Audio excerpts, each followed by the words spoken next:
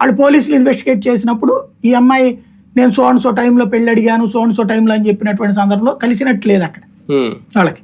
మామూలుగా ఈ అమ్మాయి హోటల్లో రూమ్ తీసుకున్నాను నేను, జిందాల్ వచ్చాడంది. ఆ రోజున అసలు జిందాల్ అక్కడికి పోలేదని తేలింది.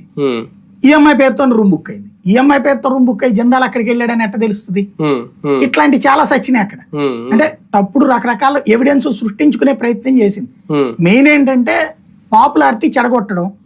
ఆ భయంతో పారిశ్రామికవేత్తలు సాధారణంగా మనకెందుకు వచ్చిన కూడా. కానీ ఇక్కడ ఇందులో ఈ కేసులో టీడీపీ స్పెషల్ ఇంట్రెస్ట్ లేదంటే ఇందులో లోకేష్ కూడా ఇన్వాల్వ్ అయినారు. ఆయన పిలిస్తే ఇమీడియట్ గా ముంబై నుంచి వచ్చేసి విమానంలో వచ్చేసి ఇక్కడ కేసు పెట్టేసింది ఆమె కాదంబరి జత్వాని అనుకుంటాను పూర్తి పేరు, ఇందకటి కాదంబరి జత్వాని. అంటే ఇక్కడ మరి విజయవాడతో లేదంటే ఆ కుక్కల విద్యాసాగర్ కోసం వచ్చిందా లేదంటే ఇంతకుముందు ఏమన్నా వాళ్ళ 4 ఫాదర్స్ ఇక్కడ ఎవరు ఉన్నారో తెలియదు. కానీ ఒక స్పెషల్ కేర్ స్పెషల్ ఇంట్రెస్ట్ అయితే టీడీపీని నారా లోకేష్ తీసుకున్నారు ఈ కేసులో.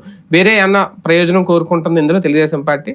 బేసిక్ గా ఆయన చుట్టూతో ఉండే క్వార్టరే ఉంటారు కదా, వాళ్ళు ఎవరైనా ఇట్లా నేసేసేయచ్చండి, జగన్ గారి సంగతి తేల్చేయచ్చు, జగన్ జైలు ఇచ్చేయచ్చు, సజ్జలు నేసేయించచ్చు అని ఏమైనా చెప్తే ప్రొసీడ్ అని ఉండాలి.